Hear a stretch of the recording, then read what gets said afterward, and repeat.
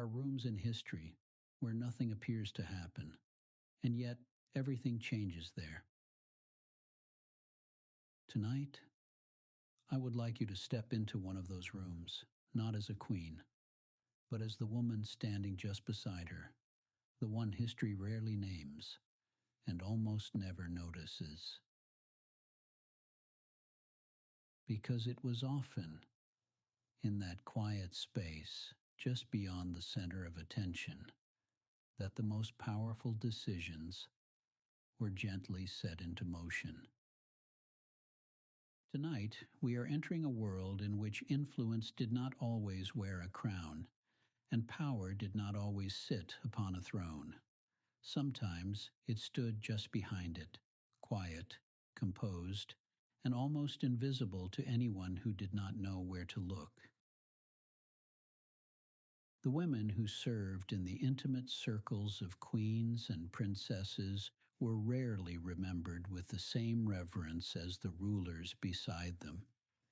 Their names were often left in the margins, their presence absorbed into the background, as though they had merely drifted through great events without shaping them. And yet the closer one looks, the more that old picture begins to change. Because these women were not ornaments, nor were they simply attendants in the shallow sense the word might suggest today. They lived within the private chambers of power. They witnessed what others could not witness, heard what others could not hear, and in countless quiet ways helped steady, soften, delay, redirect, or carry the decisions that shaped entire courts. To stand beside a queen was never a small thing. It meant living close to ceremony, certainly, but also close to uncertainty, to tension, to favor, to danger, and to the fragile human moods upon which kingdoms so often turned. In those rooms, a well-timed word could matter more than a formal speech. A moment of silence could say more than a proclamation. So tonight, we will move gently through that hidden world, not in search of scandal, nor in pursuit of court gossip for its own sake, but to understand the quieter truth beneath the glittering surface. Who were these women? And what did it really mean to spend one's life standing so near to power? I am Amadeo Francis Hawthorne, your humble guide and storyteller. Tonight we wander together into the forgotten corners of the past. But first, if you don't mind, whisper in the comments where you're listening from and at what hour your candle burns tonight. Tonight's reading is called The Women No One Noticed, The Quiet Power of Ladies in Waiting. Chapter 1. The Meaning of Standing Beside a Queen. When most people hear the phrase lady in waiting, they imagine someone graceful and decorative, a woman who carried messages, arranged gowns, attended banquets, and remained politely at the edges of royal life. It is an image shaped by paintings, costume dramas, and the easy assumption that the woman nearest the queen must have been there only to serve her comfort. But the truth was far more layered than that, and in many ways far more serious. A lady in waiting was not a servant in the ordinary sense. She was usually a noblewoman herself, often born into a family of consequence, raised in a world where rank, allegiance, reputation, and marriage were all woven together into the fabric of public life. Her presence in a royal household did not place her beneath politics. It placed her directly inside them. To be chosen for such a role was not merely an honor bestowed for prettiness, charm, or polished manners, though all of those things could be useful in courtly life. It was more often a sign of trust or of strategy, and sometimes of both at once. A queen did not surround herself only with companionship. She was also surrounded by alliances. The women admitted into her intimate household were often there because their families mattered, because their loyalty mattered, because their very presence at court helped bind powerful houses more closely to the crown. In this way, a lady in waiting was never only herself.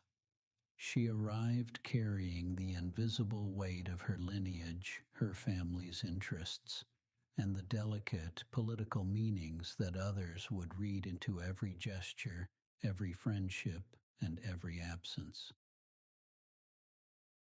And yet, for all of this, her work was not always grand in appearance. It could be made up of things that look small from a distance, standing nearby during the rituals of dressing, receiving private visitors, reading letters, accompanying the Queen in prayer, in travel, in childbirth, in mourning, or in those long, uncertain hours when no public audience was watching. History often overlooks these quiet forms of presence because they leave behind so little noise, but presence itself can be powerful. To be physically near a queen was to inhabit a very rare kind of closeness, not simply the closeness of admiration, but the closeness of routine. The queen might be seen by the world in jewels and ceremony, but the women beside her also knew her in illness, in fatigue, in irritation, in grief, and in the unguarded spaces between formal appearances. They saw the ruler as a woman before the court saw her as an image. That intimacy gave rise to a quieter kind of influence, one that did not depend on titles spoken aloud in great halls. A queen might trust the judgment of the woman who helped steady her sleeve before an audience, or who remained beside her after an argument had emptied the room, or who understood without explanation when to speak and when to let silence remain. Such influence was difficult to measure, but it was no less real for being unrecorded.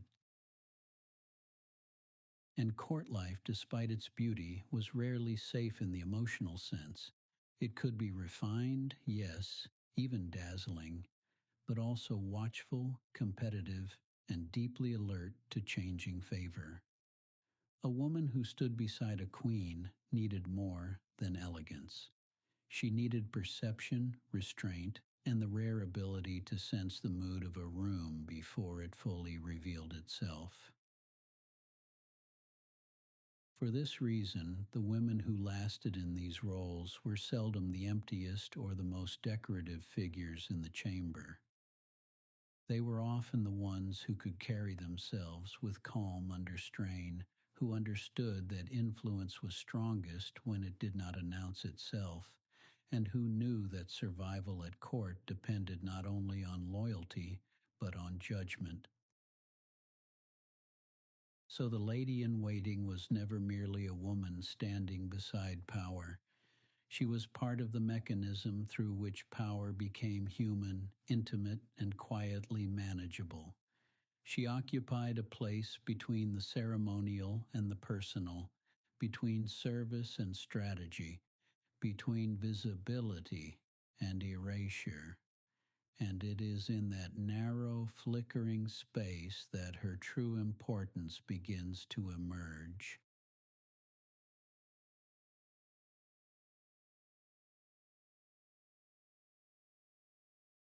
Chapter 2: How a Lady Was Chosen.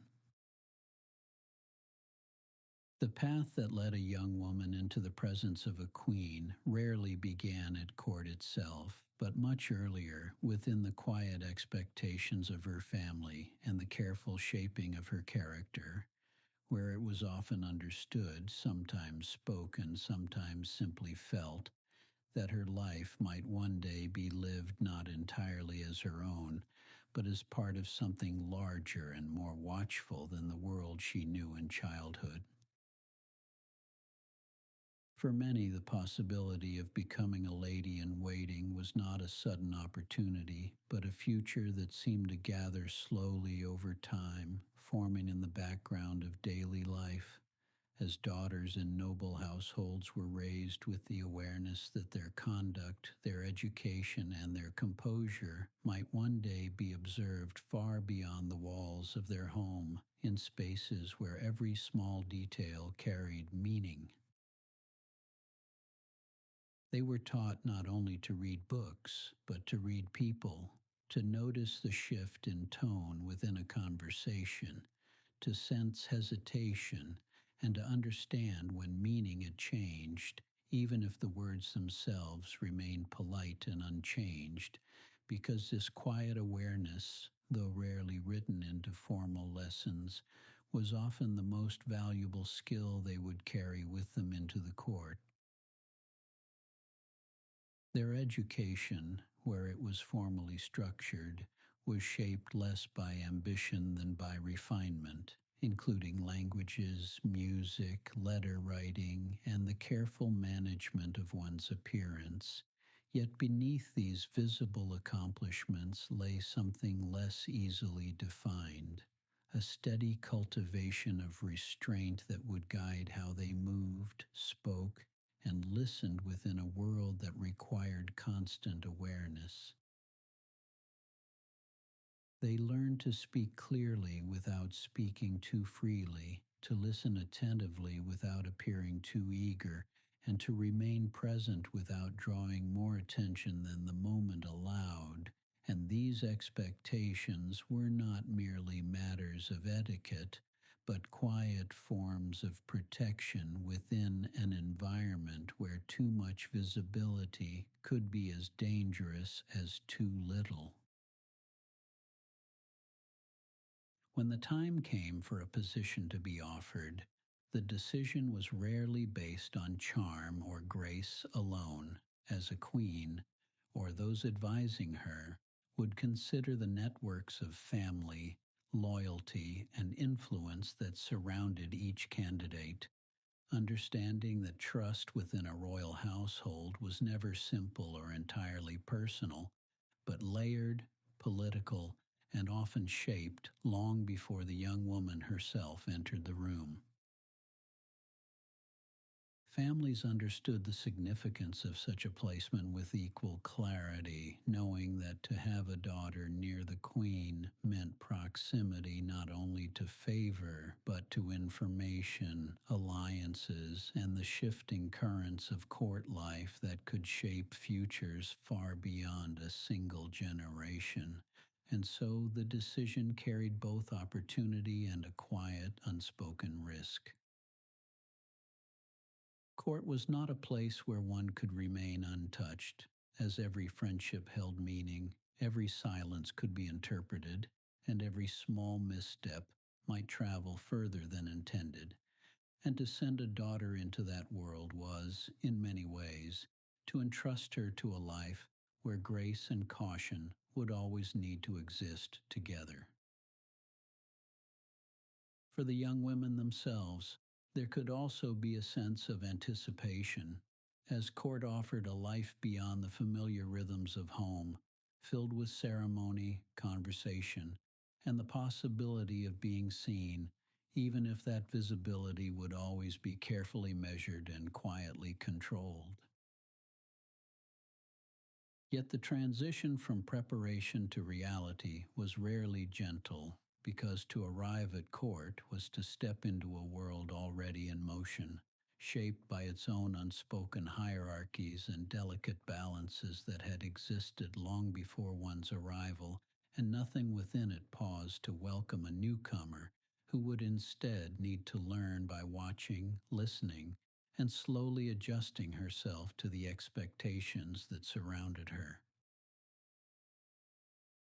In those early days, observation became essential as the patterns of the court revealed themselves not through instruction, but through presence, in who spoke first and who waited, who was greeted warmly and who was acknowledged only in passing, and who moved freely through the room while others remained quietly at its edges.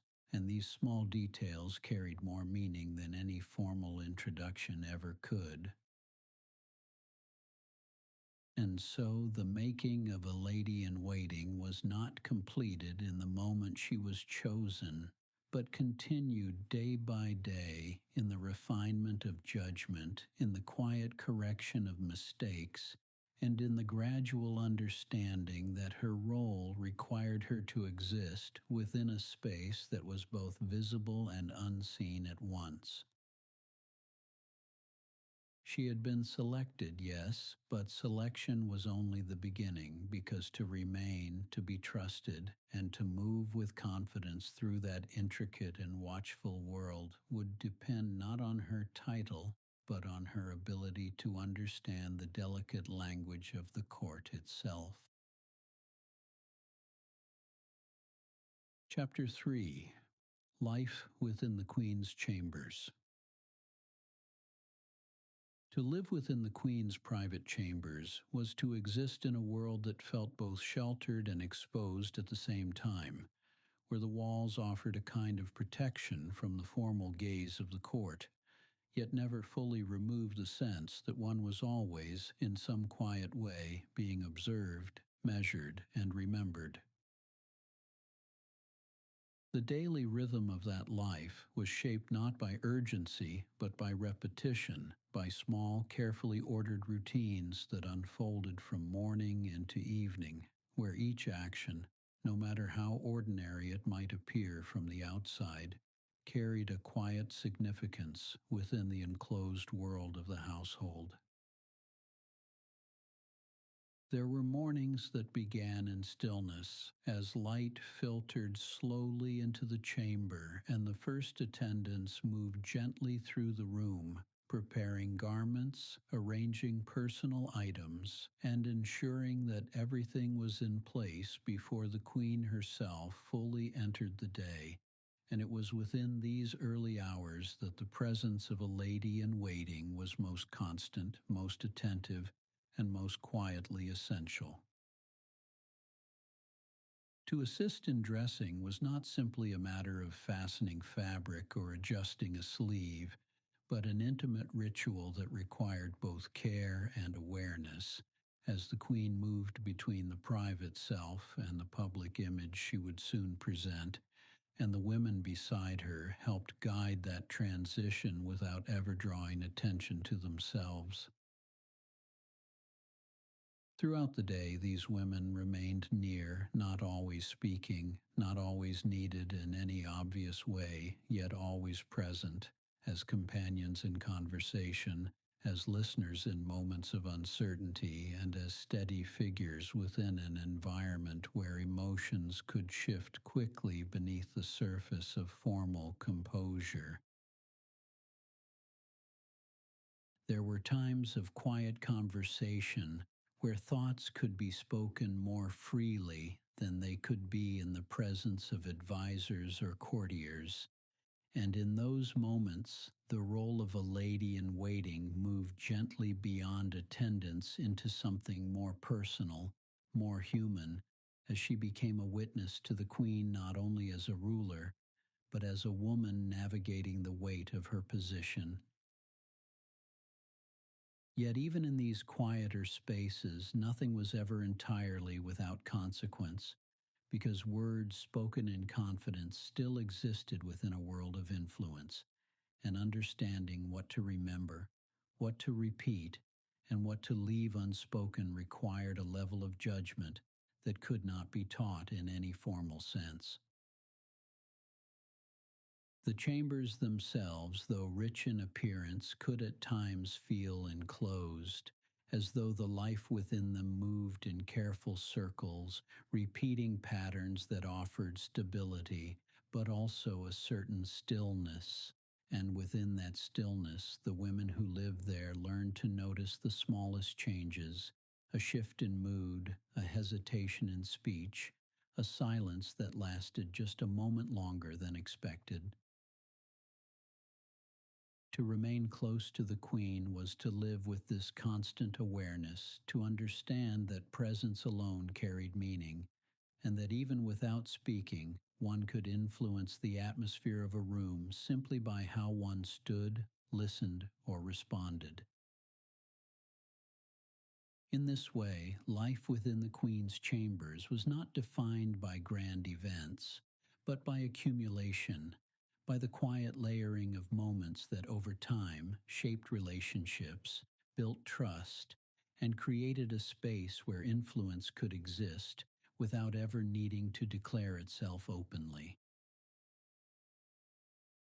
Chapter 4: Influence Without Recognition. Power within the royal court did not always move in clear or visible ways, and for the women who stood beside the queen, influence was rarely something that could be claimed openly, but instead something that unfolded quietly, often without acknowledgement, and sometimes without even being fully recognized by those who benefited from it.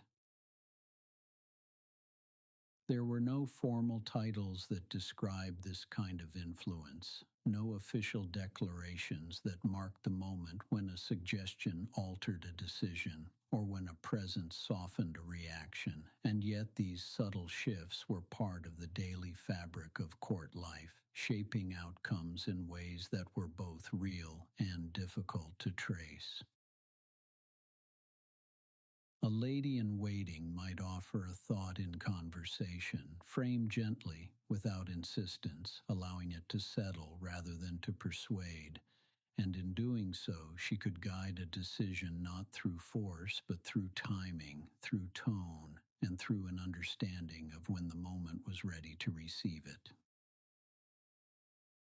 At other times, influence appeared not in what was said, but in what was withheld, as silence itself could become a form of guidance, allowing a queen the space to arrive at a conclusion while still feeling supported, still accompanied, and never entirely alone in the process of choosing. This kind of influence required a delicate balance, because to be too visible risked drawing attention, and attention could invite scrutiny, suspicion, or resentment from others within the court, where alliances were always shifting and where favor could change with little warning. And so, the women who navigated this world most successfully were often those who understood how to remain just beyond the center of attention, present enough to be trusted, but not so prominent as to become a target. And this balance, once learned, became a quiet form of strength. There were moments, too, when their influence extended beyond conversation into the shaping of access itself, as they could help determine who was received, who was delayed, and who was gently turned away, not through authority alone, but through proximity, through the simple fact that they stood at the threshold between the queen and the world beyond her chambers. In this way, their role became one of quiet mediation, filtering the demands of the court, softening its pressures, and allowing the queen to move through her responsibilities with a sense of steadiness that might not have been possible without that constant, attentive presence. And yet, for all of this, their names were rarely the ones recorded in histories, their contributions absorbed into the actions of those they served, as though their influence had been part of the atmosphere itself rather than the work of individuals who had learned over time how to shape a world without ever stepping fully into its light. It is perhaps for this reason that their power feels so difficult to define, because it existed not in titles or declarations, but in moments, in gestures, in restraint, and in the quiet understanding that sometimes the most lasting influence is the kind that leaves no visible trace behind. Chapter 5: The Weight of Favor and Risk. To live within the Queen's inner circle was to exist in a space where closeness brought both comfort and uncertainty, because favor, though it could feel steady in one moment, was never entirely fixed, and could shift quietly, sometimes without warning, leaving those who depended upon it to adjust with care and composure. The court, for all its refinement and ceremony, was a place of constant awareness, where alliances formed and dissolved beneath the surface of polite conversation, and where even the smallest change in attention could carry meaning far beyond what was spoken aloud. For a lady in waiting, this meant that her position required more than loyalty alone, as she needed to remain attentive not only to the Queen, but to the atmosphere that surrounded her, sensing when tensions were rising, when a word might be misunderstood, or when silence would serve better than any attempt to respond. There were moments when a queen's trust offered protection, creating a sense of stability within the shifting currents of court life. Yet even this closeness could bring its own kind of vulnerability, because to be known, to be seen often, was also to be noticed by others who watched carefully for signs of influence or advantage. Jealousy, though rarely expressed openly, could move quietly through the court, shaping how relationships were formed and how actions were interpreted, and a lady in waiting needed to understand that not all attention was harmless, and that discretion was often the only reliable safeguard. In such a world, a misstep did not need to be large to have consequence, as a word spoken too freely, a confidence shared too widely, or even a gesture misunderstood could alter how one was perceived, and perception, once changed, was not easily restored. And yet, despite these risks, many women remained steady within their roles, learning to move with care rather than fear, to understand the rhythms of the court without becoming unsettled by them, and to carry themselves in a way that balanced awareness with quiet confidence. Because survival in such a space did not come from withdrawing entirely, but from knowing how to remain present while protecting what needed to remain private, and from understanding that influence to endure must often be carried lightly. In this way, the life of a lady in waiting was shaped not only by closeness to power, but by the constant need to navigate its uncertainties, to remain composed within its shifting patterns, and to understand that even the quietest roles could require the greatest strength. Chapter 6: The Quiet Disappearance. For many of the women who lived within the Queen's chambers, their presence, though constant for a time, did not extend beyond the boundaries of the life they had quietly inhabited, and when their role came to an end, it often did so without ceremony, without lasting acknowledgement, and without the kind of recognition that history reserves for those who stood more visibly at its center. Some would leave to marry, returning to lives shaped by family and household, carrying with them the memory of a world few others had seen so closely, while others would fade more gradually from the record, their names appearing only briefly, if at all, within the written accounts that survived them.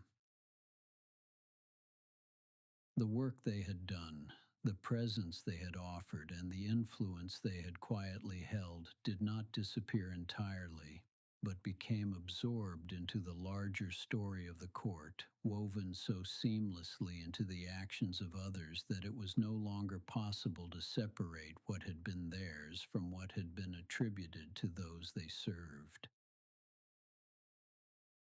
In this way, their legacy was not one of monuments or proclamations, but of moments, of conversations that had shifted decisions, of silences that had steadied uncertainty, and of a quiet constancy that had helped shape the lives unfolding around them.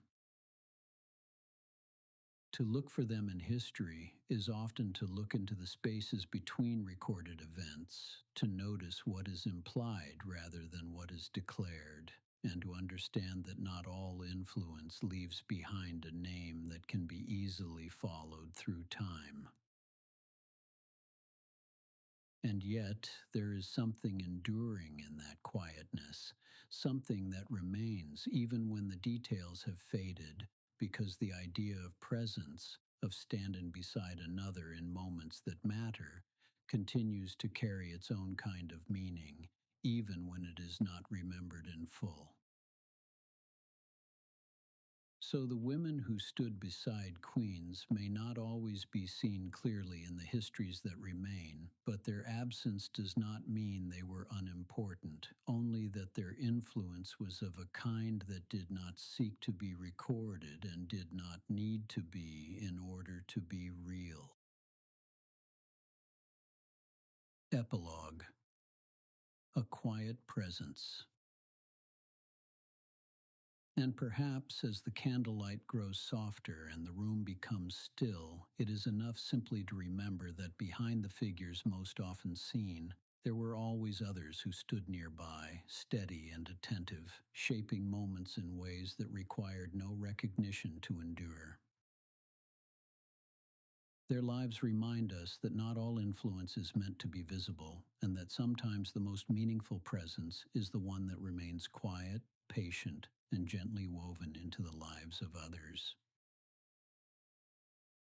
So as you rest here in this quiet space, you might imagine those rooms once more, the soft glow of candlelight, the quiet exchange of words, and the presence of those who stood just beyond the center, holding their place with calm and understanding.